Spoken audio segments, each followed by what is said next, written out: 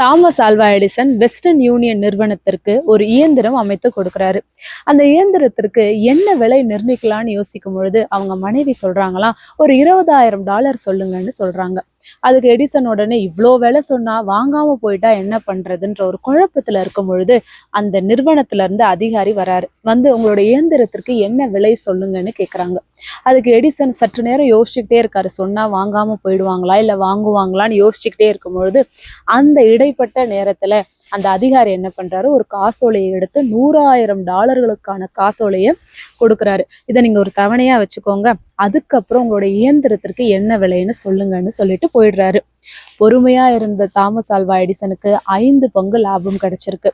பொறுமையை இழந்த அதிகாரிக்கு 5 பங்கு நட்டம் ஏற்பட்டு இருக்கிறது. இந்த கதை கற்பனை கதையா அல்லது உண்மையிலேயே நடந்த கதையான்னு நமக்கு தெரியாது.